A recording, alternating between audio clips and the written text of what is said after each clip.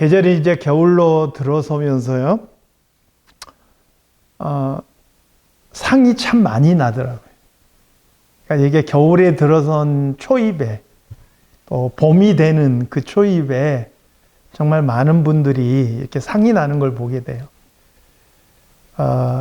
우리 성도님들 이런 때 각별히 건강 주의하시고, 언젠가 우리가 주님 앞에 갈 날이 있겠지만 그래도 이 땅에 있는 동안은 평안하고 은혜 가운데 살아갈 수 있는 우리 모든 성도들이 다 되시기를 다시 한번 주님의 이름으로 축원합니다. 우리는 다니엘서를 계속해서 살펴보고 있습니다. 다니엘과 세 친구가 바벨론 땅에 포로로 잡혀갔죠. 그곳에 가서도 그들이 믿음의 순전함을 지키고 자신들의 생명을 걸고 우상의 제물로 자신들을 더럽히지 않았던 그런 모습을 기억합니다. 그리고 느부갓네살 왕이 한 신상에 관련된 꿈을 꾸었는데 이 꿈을 다니엘이 해몽을 해준 거예요. 왕 자신도 꿈의 내용을 잊어버렸는데 꿈의 내용도 알려주고 꿈의 해몽도 알려준 거예요. 그로 인해서 왕이 다니엘을 바벨론 땅에서 가장 높은 자리에 세워서 바벨론 전체를 다스리게 해줬어요. 다니엘의 친구들은 지방을 다스리는 그런 사람들이 되었어요.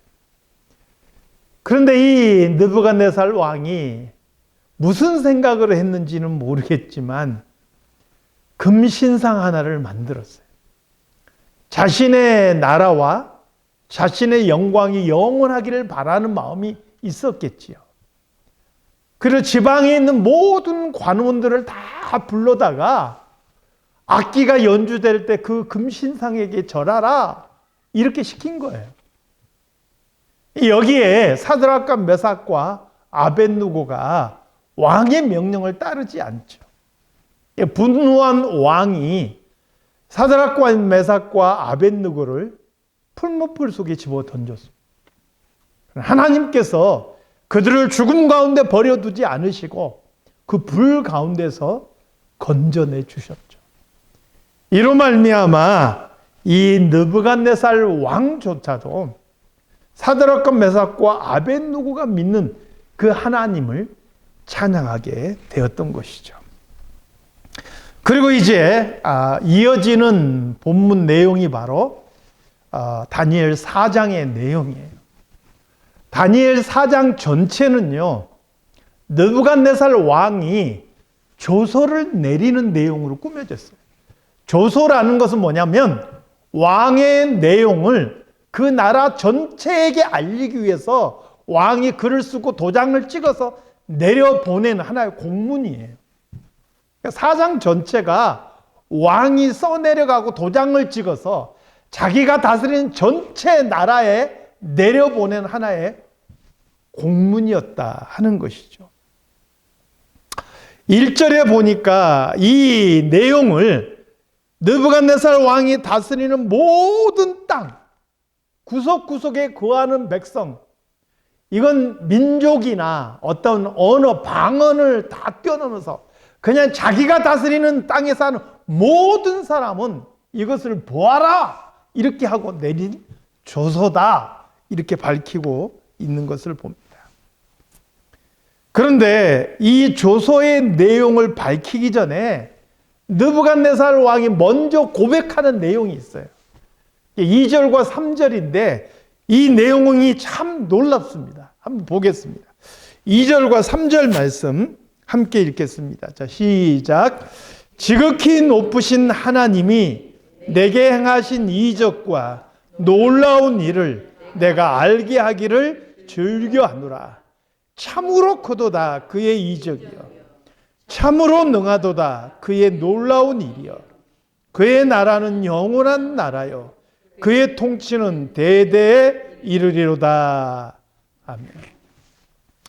이미 살펴봤지만 느부갓네살이라는 사람은 다니엘과 또 그의 새 친구를 통해서 이미 하나님을 아는 사람이에요. 그런데 이 사람이 진심으로 하나님을 믿고 그 하나님만을 섬기는 사람이냐? 그건 아니란 말이에요. 이때 당시에 모든 사람들의 생각들이 어떤 사상, 어떤 신앙을 가지고 있냐면 다신교를 가지고 있어요. 그러니까 유대인들을 제외하면 그 시대 당시의 사람들을 대부분이 그렇습니다. 많은 신들을 섬기는 거예요. 그리스 로마만 봐도요, 수많은 신들이 있어요. 주된 신들만 해도 12신이 있어요. 그러니까 그때 당시의 사람들이 다 그랬어요. 그러니까 이 느부갓네살 왕이 하나님을 인정했지만 하나님만을 섬기는 신앙을 가진 게 아니고 여러 신들 중에 하나님도 신들 중에 한 분이구나, 이 정도의 생각을 가지고 있었다 하는 거예요. 그런데 오늘 본문을 보면 이 느부갓네살 왕이 내리는 조서에서 하나님을 찬양하는데 그 내용이 너무나 심상치 않다는 거예요.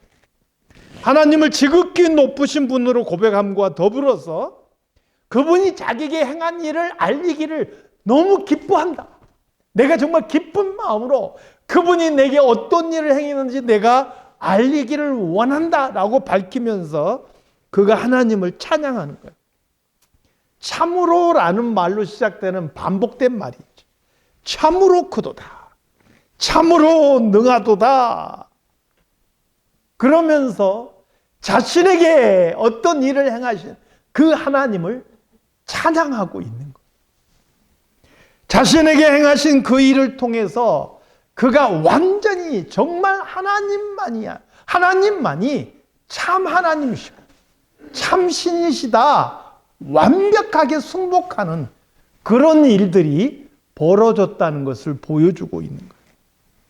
그래서 느부갓네살 왕이 뭐라고 고백합니까?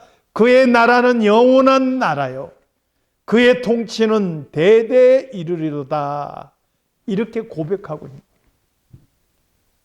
다니엘을 통해서, 그리고 사드락과 메삭과 아벳느고를 통해서 하나님을 알게 됐던 느부갓네살 왕이 이제 또다시 어떤 일을 통해서 완벽하게 하나님을 인정하고 하나님에게 승복하는 일이 벌어졌다라는 것을 볼 수 있는 것이죠.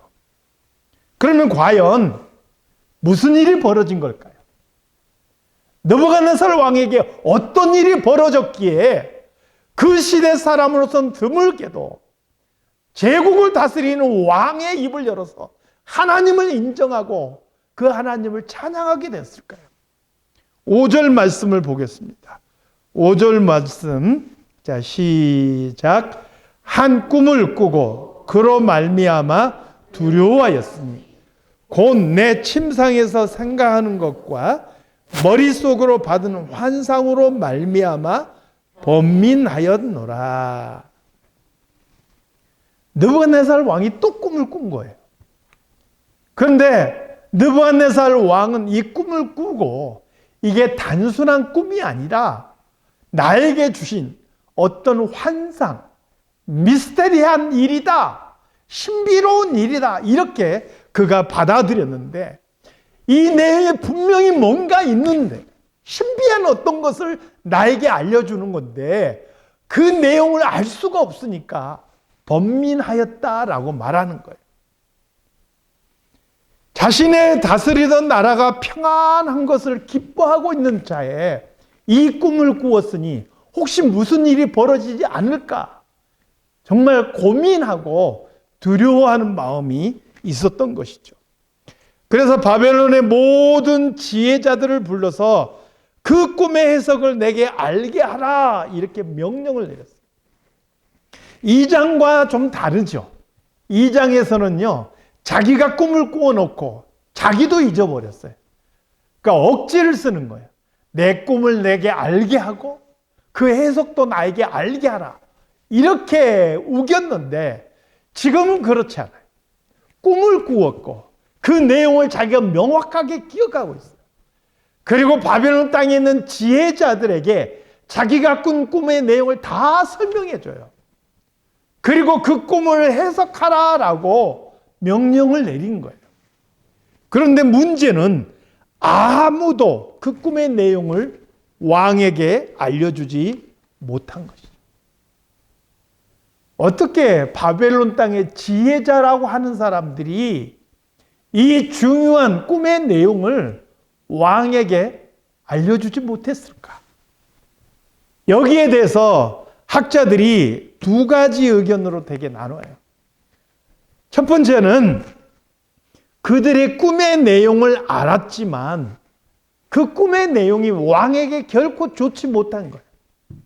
그러니까 이 내용을 왕에게 알렸다가는 왕의 분노를 사서 내가 죽을지도 모르겠다.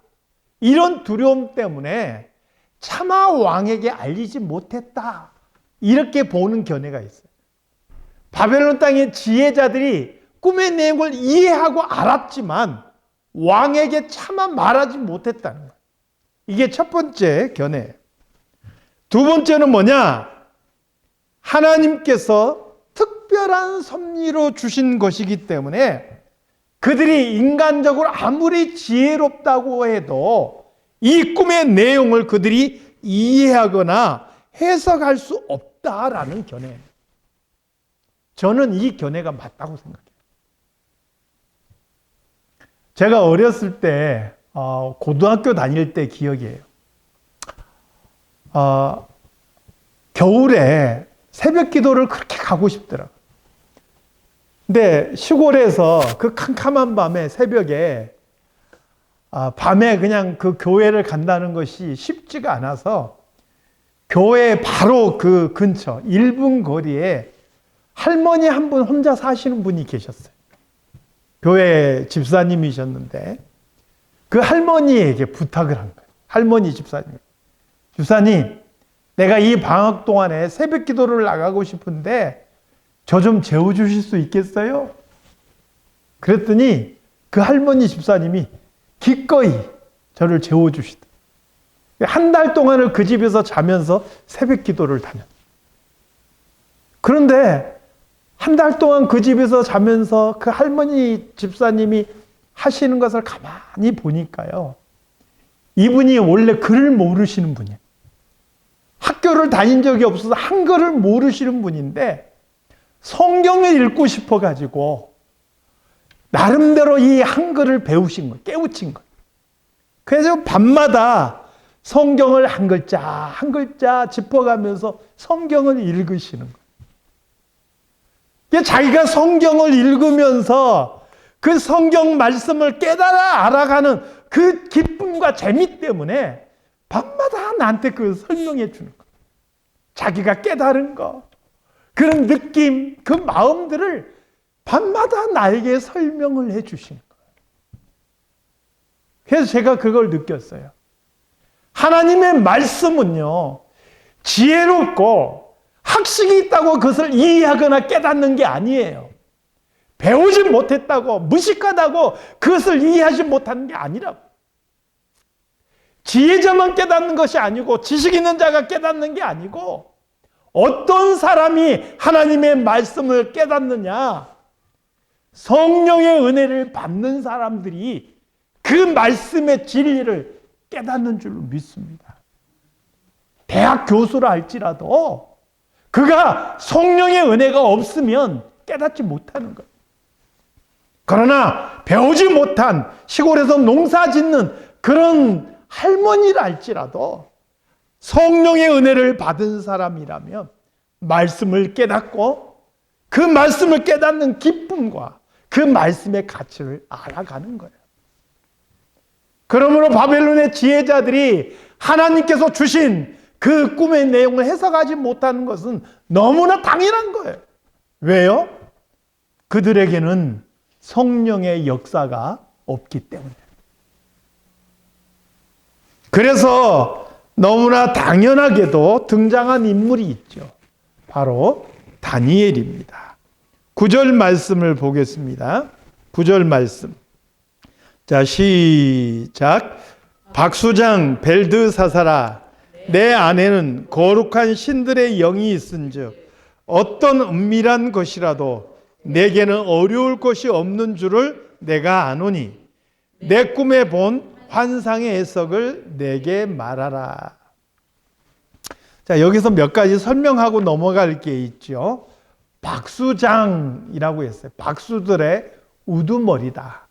원래 박수라는 말은 무당이라는 소리잖아요. 근데 여기서 사실은 박수라고 그 번역이 돼 있지만 여기서 이 박수라는 말은 원래 예수님 탄생하실 때 찾아왔던 그 박사들 있죠. 동방 박사들. 박사라는 말로 번역하는 것이 맞는 거예요. 바벨론 땅에 사는 지혜자들을 말하는 것이고요. 그리고 박사장이라고 이야기했으니까 모든 지혜자들, 모든 박사들의 우두머리다 이렇게 이해하면 되는 것이죠. 벨드사살은 다니엘에게 붙여진 바벨론식 이름이에요. 히브리 이름은 다니엘인데 바벨론 땅에 포로로 잡혀서 바벨론식으로 이름을 붙여준 게 벨드사살이에요. 이 이름의 뜻은 뭐냐? 벨이 사랑하는 자 또는 벨이여 그의 생명을 지켜주소서 이런 의미를 가지고 있는 거예요. 벨이 뭐냐? 바벨론이 섬기는 신들 중에 하나예요. 이게 가장 으뜸이 되는 신의 이름이죠. 그러니까 바벨론식으로 그렇게 이름을 지어준 거예요. 사드락과 메삭과 아벳느고라는 이름도요, 바벨론식 이름이에요. 이스라엘에서는 하나냐, 미사엘, 아사랴 이렇게 불려졌어요. 바벨론에서 사드락과 메삭과 아벳느고로 불린 거죠. 여기서 지금 느부갓네살은 다니엘을 벨드사살이라고 부르고 있는데 우리는 편의상 그냥 다니엘로 바꿔서 이야기하도록 하겠습니다. 느부갓네살 왕은 다니엘에게 신들의 영이 있어서 이 꿈을 해석할 수 있다. 그렇게 생각했어요. 신들의 영이다라고 하는 것을 보면 느부갓네살 왕이 이때까지만 해도 여전히 다신교적인 사상을 가지고 있다는 것을 알 수가 있죠. 아무튼 그는 다니엘에게 자신이 꾼 꿈의 내용을 설명해 줍니다. 이 꿈을 설명하면 다니엘은 분명히 나에게 해석을 해줄 것이다. 이런 생각을 하게 된 거죠. 그리고 이제 다니엘에게 설명해 주는 느부갓네살 왕의 꿈의 내용이 나오는 거예요. 꿈의 내용을 잠깐 살펴보면요. 땅의 중앙에 한 나무가 있는데 그 나무 높이가 얼마나 큰지 그냥 보니까 하늘에 닿았다. 이렇게 표현할 만해요. 제가 이 미국에서 한번 꼭 가서 보고 싶은 곳이 있어요. 요세푸스 어디죠? 저기 샌프란시스코에 있는 공원. 예. 거기에 가면 뭐가 있어요? 예, 메타세콰이어. 어마어마하게 큰 나무가 있잖아요. 100m가 훨씬 넘는. 한 번쯤은 저도 한번 가서 보고 싶어요.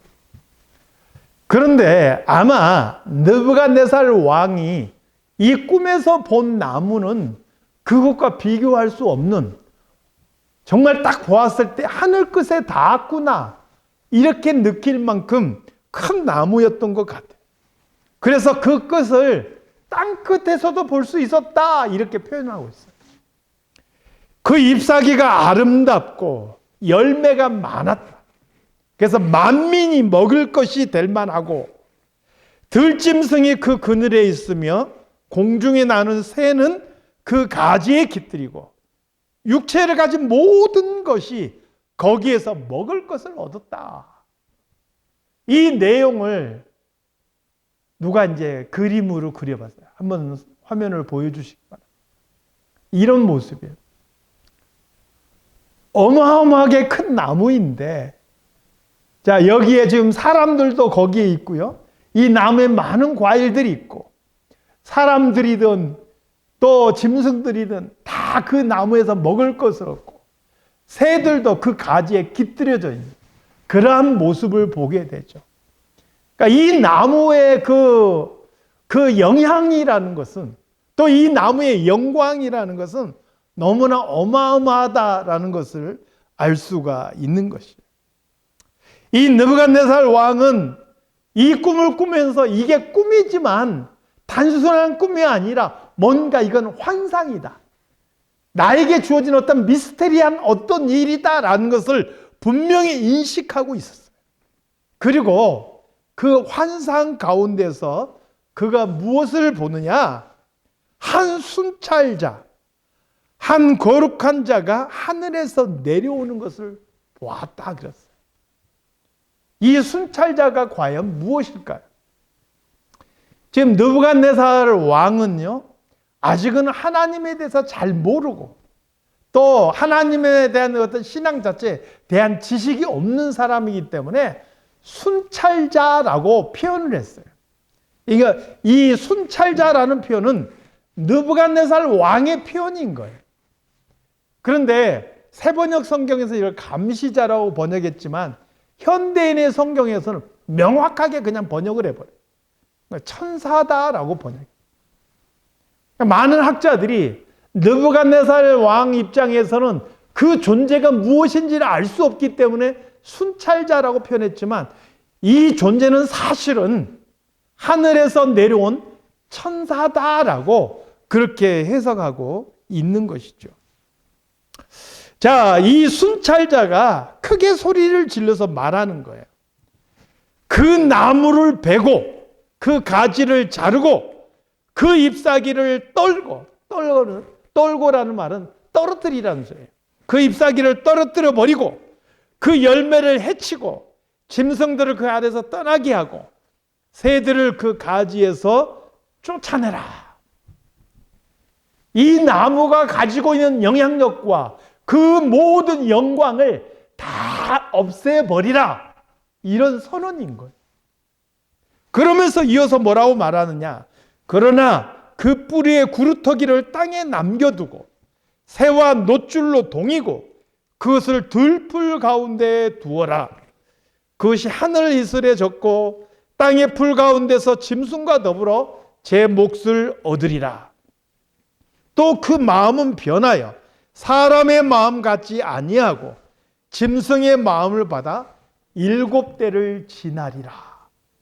이렇게 선언한 거예요. 이걸 보면 이 나무가 어떤 특정한 사람을 나타낸다는 것을 알 수가 있죠.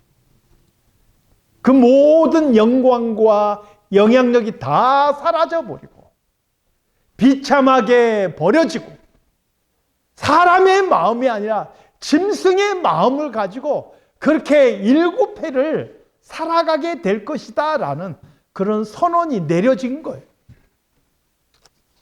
자, 그러면서 이 순찰자가 덧붙여서 이렇게 말해요. 17절 말씀은 우리가 같이 읽겠습니다. 17절 말씀. 자, 시작.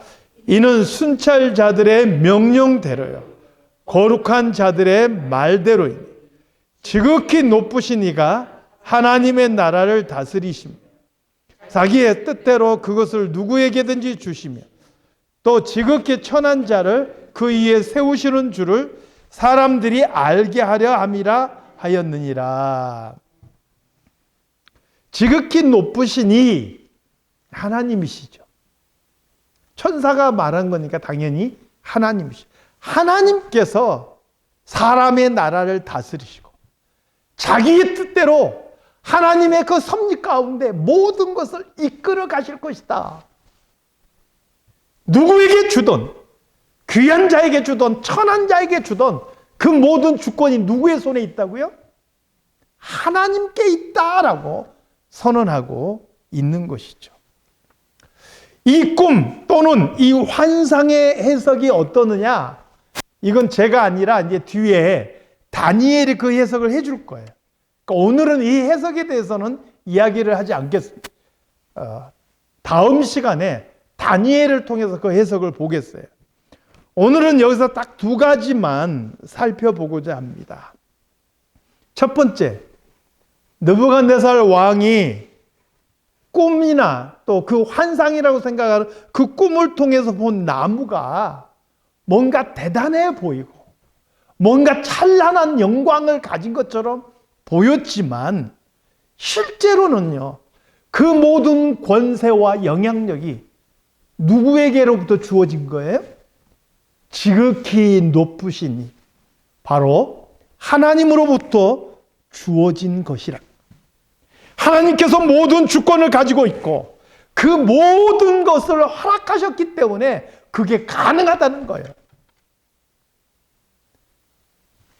느부갓네살 왕의 꿈은 세상의 역사와 세상의 모든 나라에 대한 주권이 하나님께 있음을 알려주는 내용인 것이죠.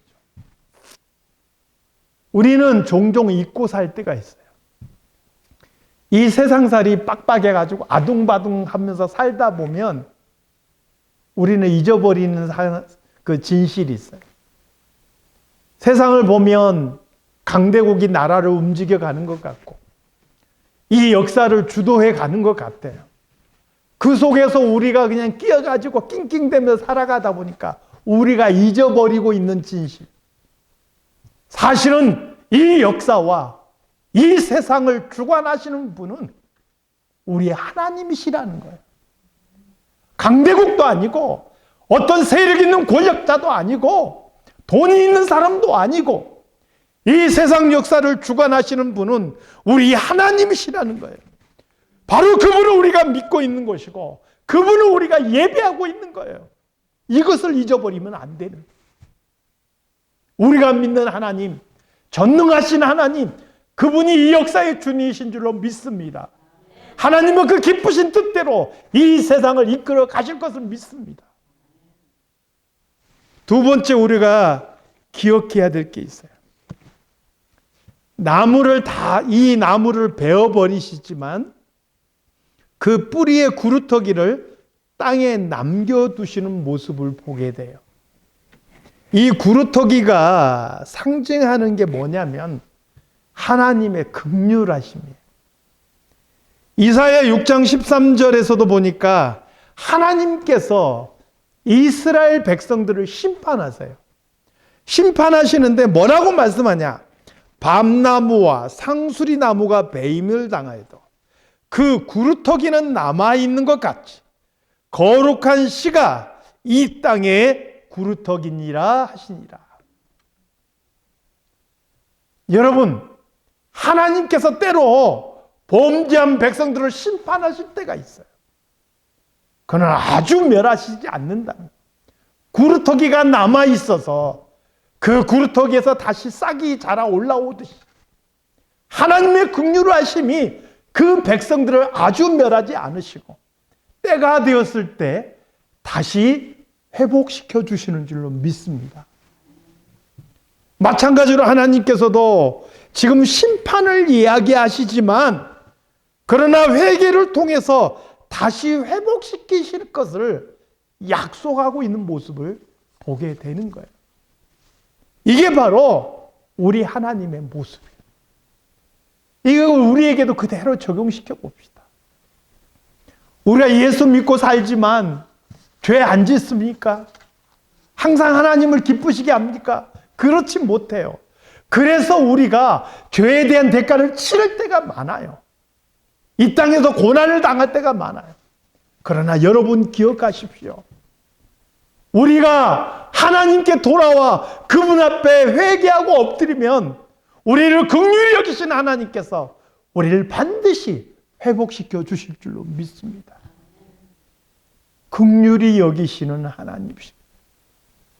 오늘 느부갓네살 왕의 꿈을 통해서 우리는 하나님의 두 가지 모습을 보는 거예요.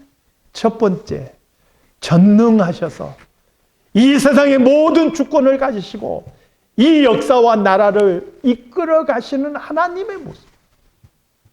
그러나 그 백성들을 향하여서 긍휼을 베푸시는 하나님의 모습. 이 두 가지 모습을 보는 거예요. 오늘 우리가 믿고 섬기는 하나님이세요.